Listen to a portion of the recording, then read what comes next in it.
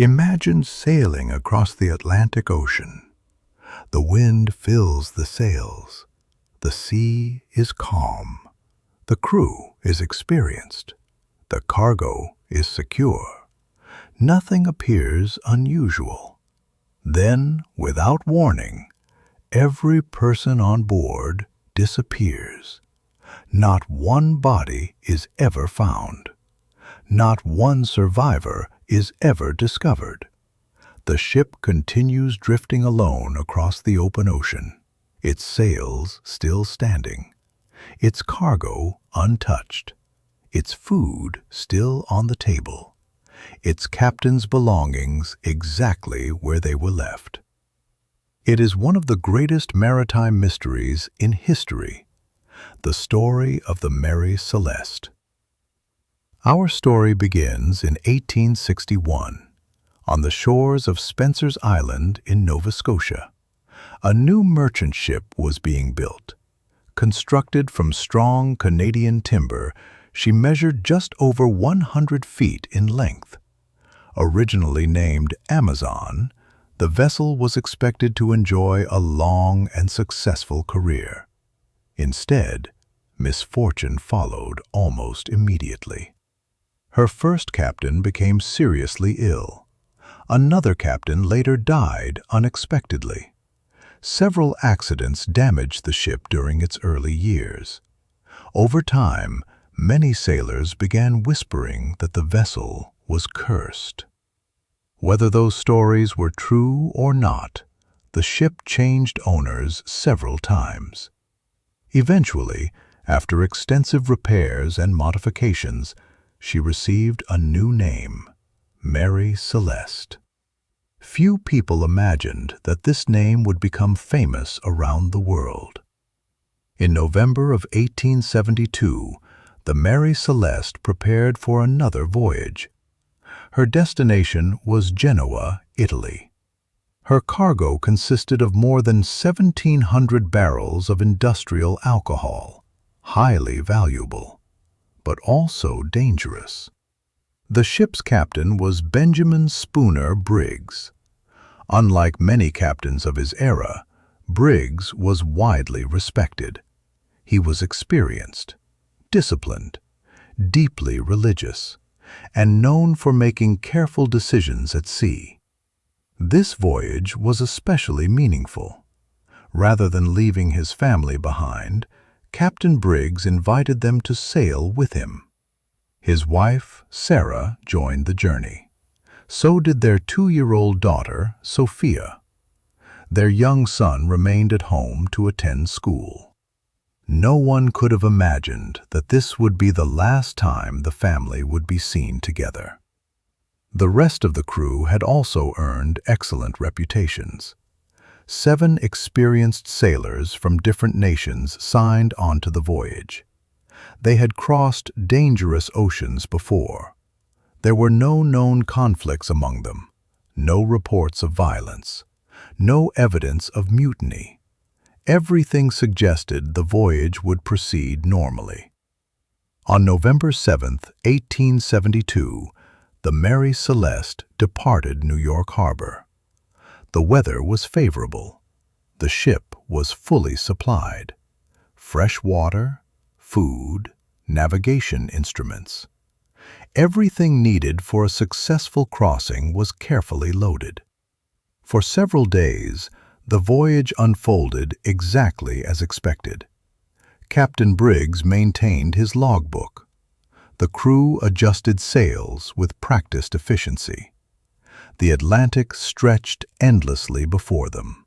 Far to the east, another merchant vessel had also departed for Europe. Her name was Dei Gratia.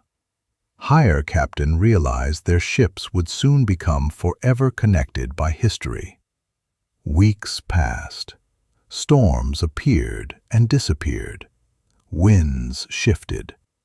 The Mary Celeste continued making steady progress. The captain's final confirmed log entry was written on November 25th. The ship's position was recorded near the Azores. Nothing unusual was mentioned. No emergency. no illness, no damage threatening the vessel. Everything appeared routine. Then, the logbook ended. Silence. For the next several days, the Atlantic kept its secret. On December 4th, 1872, the crew aboard the Dei Gratia noticed something unusual on the horizon. A ship drifted strangely through the water. Its sails were partly set. Its movements were uncertain. Captain David Morehouse recognized the vessel. It was the Mary Celeste.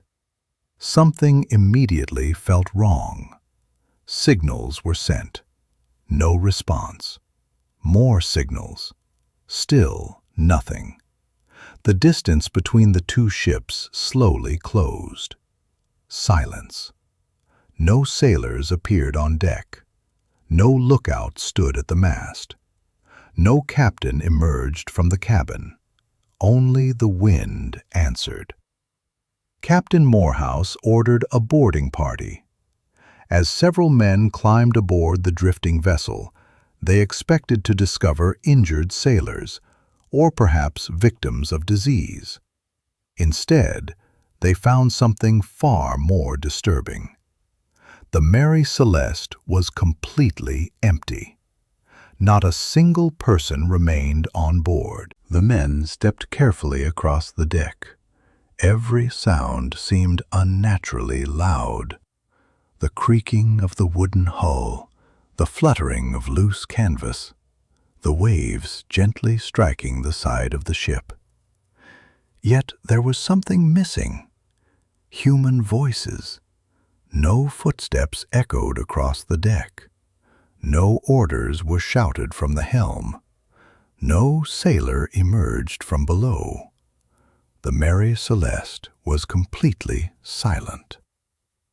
Captain David Morehouse slowly made his way toward the captain's cabin.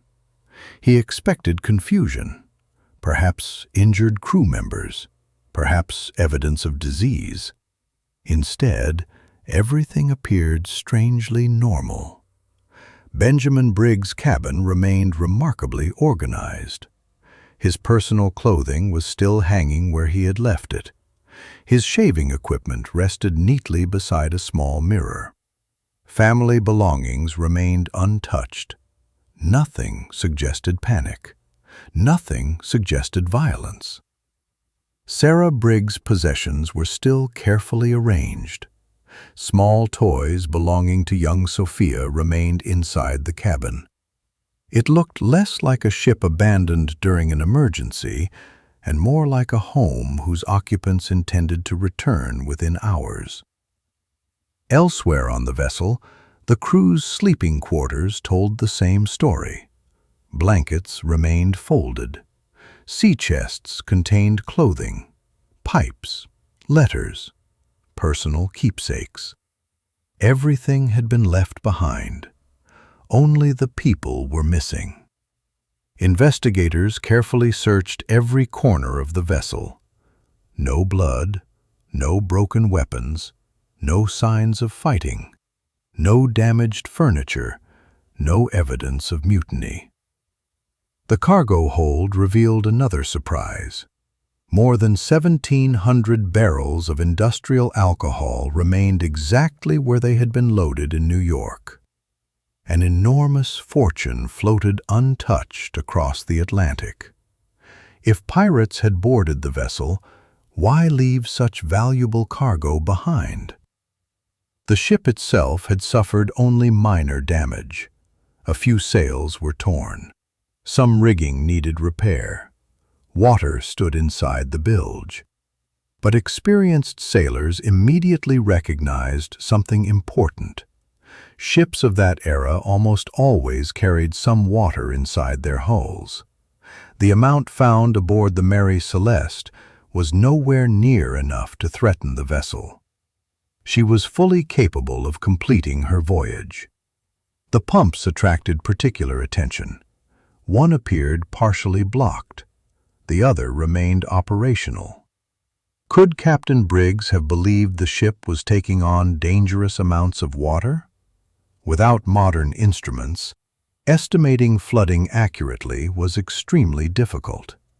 A damaged pump might have convinced an experienced captain that the situation was becoming far worse than it actually was. Then investigators noticed another critical clue. The ship's single lifeboat was gone. So were the chronometer, the sextant, and several navigation instruments. These were not items someone accidentally left behind. They were essential for survival at sea. Captain Briggs had deliberately taken them. That single discovery transformed the investigation. The crew had not simply disappeared. They had chosen to leave the ship. But why would an experienced captain abandon a vessel that still floated safely? The mystery quickly spread across newspapers throughout Europe and North America. Readers became fascinated. A perfectly seaworthy ship, a missing crew, no bodies, no violence, no explanation. Journalists quickly filled the gaps with imagination. Some claimed giant sea monsters had attacked. Others suggested supernatural forces. Writers invented mutinies, pirate battles, and ghostly encounters. Each new story made the legend even larger, but investigators searching for the truth focused only on evidence, and the evidence remained frustratingly incomplete. Every answer seemed to raise another question. Every clue seemed to point in two different directions at once.